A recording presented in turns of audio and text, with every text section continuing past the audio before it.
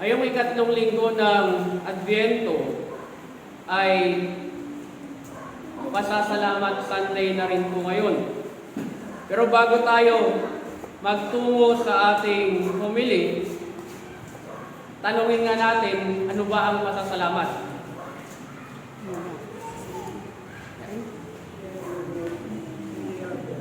So, bigyan ko kayo ng malawak na pananaw tungkol sa pasasalamat. Ano ang pasasalamat at bakit ba natin ito ginagawa? Ang pasasalamat ay isang debosyon pang-araw-araw sa pamagitan ng pagsamba o worship at pag-aaral.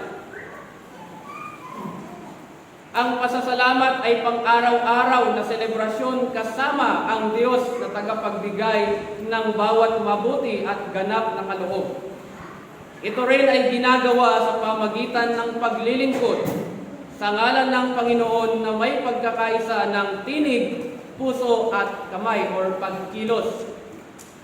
Ito rin ay paraan ng bawat tao na ihayag ang araw-araw na pasasalamat sa Diyos sa bawat blessings na natatanggap. At ito rin ang ating paraan upang magkaisa tayo bilang mga Episcopalians sa pag-aalay ng ating panalangin at kayamanan upang maiabot din ito sa buong simbahang episkopal. Ano ang mga programa ng sinasabi nating ECW Pasasalamat Sunday?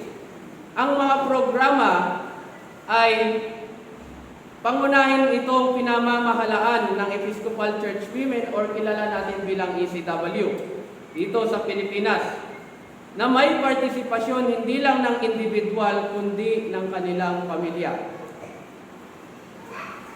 Ito rin ay nakaalinsunod sa layunin ng organisasyon upang magkaisa at tumago ang mga kababaihan ng simbahan sa pamagitan ng mga programa nito na worship, study, service, fellowship, at self-reliance. Sang-ayon pa rin sa misyon at programa ng Simbahang Episkopal sa Pilipinas. Pinapatnubayan ito ang programa ng ECW ng Pasasalamat Sunday ng Vision, Mission, and Goals ng ECP.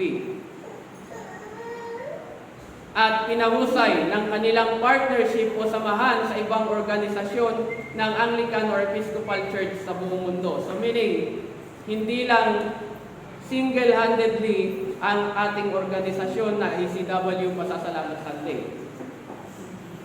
Ngayon, paano po tayo nagkakaisa rito? One, araw-araw o daily. Tayo at ang buong pamilya natin na may mapagpasalamat na panalangin, lalo na kung tayo ay may natanggap na kaloob o blessings. Nagtatabi na tayo ng ating iaalay sa Panginoon bilang pasasalamat. At itong mga alay na itinatabi natin ay tinitipon at inilalagay sa mga alkansya sa ating bahay. At sa bawat alkansya ay may nakalagay na pasasalamat. Kagaya din ito sa programa ng kalalakihan na peso a day. Pero hindi lang ito nakadikit sa piso lang sa araw-araw, kundi depende sa kakayanan mo na magkano ang ilagay mo sa alkansya mo na yan. Tuwing pasasalamat service, tulad nga ngayong araw na ito, nililikom sa bawat tahanan kung meron tayong naipon, ang mga naipon at inihahandog ito sa simbahan kasama ng ibang alkansya natin. So lahatan yan. At ito ay ginaganap 2 beses sa isang taon. Kailan ang isa? O ngayon, Advent. Kailan yung isa? Lent. So 2 beses yan sa isang taon. Saan mapupunta yung mga nakolekta? Ang mga nakolekta ay pinapadala taon-taon sa ating diocesan office at sa national office na siyang ingat yaman ng buong Episcopal Church. And then, naiipon saan mapupunta ulit. Ang mga koleksyon mula sa pasasalamat at mga pondo ay pinangangasiwalaan ng National Pasasalamat Committee. Ang mga ito ay inilalaan sa mga proyektong nakaangkla sa misyon ng simbahan. So in short, yung mga naiipon natin taon-taon, 2 beses sa isang taon, ay nagagamit sa number 1, pagtulong para makapagpatayo ng simbahan, or iba pang programa na sang-ayon sa programa ng simbahan. Pasasalamat. Sa ngalan ng Diyos Ama, Anak at ng Banal na Espiritu. Amen. Paano ka makakapagpasalamat kung wala kang tinig o boses? Diba? Wala. Maraming emosyon ang ilalabas ng ating katawan o reaksyon kapag narinig natin ang tinig o boses ng isang tao. Rather, kumbaga, narinig mo boses kung sino man yan. Kakaramdam ka ng kaba, excitement, tuwa, galit, inis, or even, pag wala ka talagang deadma. Nagbibigay rin ito, ang tinig o boses, ng curiosity sa atin para alamin ang tinig na iyon. Sino ba yung nagsalita na yun? Saan galing yun? At ang tinig o boses or even salita ay maaaring makapagbigay buhay o kapahamakan sa isang tao. Balikan natin si John the Baptist. Chapter 3 ng John, verse 23. Ano sinabi dyan? Ako ang tinig ng isang taong sumisigaw sa ilang. Tuwirin ninyo ang daraanan ng Panginoon. Ako ang tinig. Tinig. Nagsimula lahat sa isang tinig. Ang misyon ni John the Baptist ay nagsimula nang ibuka niya ang bibig niya para sabihin ang magsisi, talikuran ng inyong kasalanan at tuwirin ninyo ang daraanan ng Panginoon. So lahat ay nagsisimula sa simpleng salita. Once na nagsimula tayong ibuka ang ating bibig para magsalita. Kaya ngayong ikatlong linggo ng Advent, may tanong na lumalabas. Paano ba natin magagamit ang ating mga tinig o boses sa pagtupad ng misyon ng Diyos? Paano nga ba? Ito ay pagkakataon ninyo, nating lahat, para pagnilayan ng maigi ang ating mga sarili. Ang ating mga dila ay nakaugnay sa puso at sinadyayan ng Diyos. Imagine nyo, bakit dito? Pababa.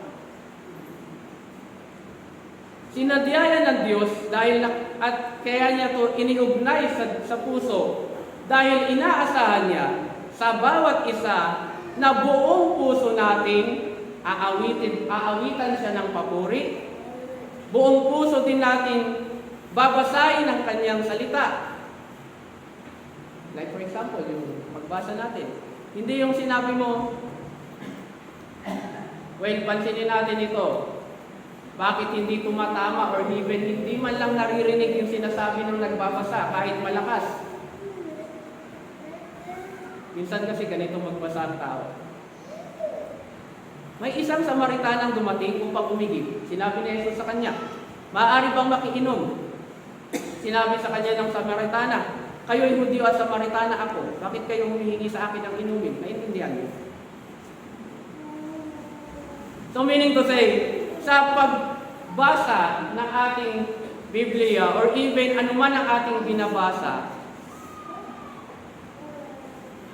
kailangan po nating namnamin. Isa puso yung sinasabi.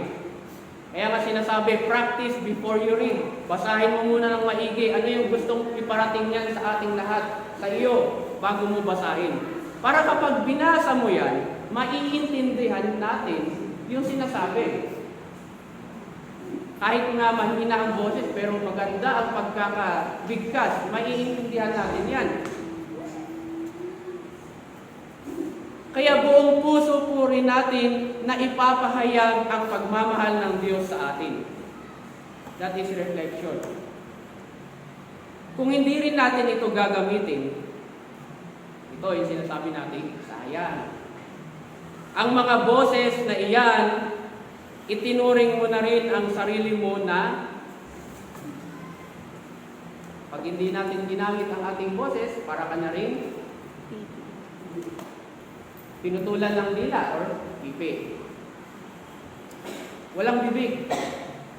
Ayon nga sa unang Thessalonica, chapter 5, kalooban ng Diyos na siya ay ating pasalamatan. At yan nga ang tema ngayong linggo. At tayo'y nananalangin. Huwag din nating balewalain ang pahayag mula sa Diyos. At kung ito'y ating magagawa, lubusan po tayong mapapabanal ng Diyos. Mapapanatili rin na tayo'y walang kapintasan spiritually and physically hanggang sa pagdating ni Kristo. Kumbaga, hindi tayo napapagod na mag-share ng ating good news sa ibang tao. Kaya remember, huwag nating pag-aksayahan ng panahon ang makapanirang salita. Meaning to say, hayaan nyo sila na sirain tayo or sabihin kung ano ang gusto nila. Always remember na isa lang ang ating misyon, ipahayag ang salita ng Diyos. Mag-reflect tayo doon. Hayaan nyo silang magsabi ng kung ano-ano laban sa atin. Hindi naman na tayo ang kinakalaban yan. Tandaan ninyo. Kapag tayo po ay nagsishare ng magandang balita ng Diyos, ng ating kung gaano tayo inibig ng Diyos, remember, kalaban nila ang Diyos, hindi lang tayo. Kaya huwag po nating pag-aksayahan ng panahon. Sayang ang oras. Kaya sayang. It is God who will judge them in the end. Pangalawa, gaya ni John the Baptist, maging boses din po tayo na magsasabi, buksan ang mga puso't isipan, tuwirin ang landas na daraanan ng Panginoon. Kaya isang tanong ang iniwan ko sa ating lahat. Naging boses ka na ba ng Diyos dito sa mundong ito? Sa ngalan ng Diyos Ama, Anak, at ng Banal na Espiritu. Amen.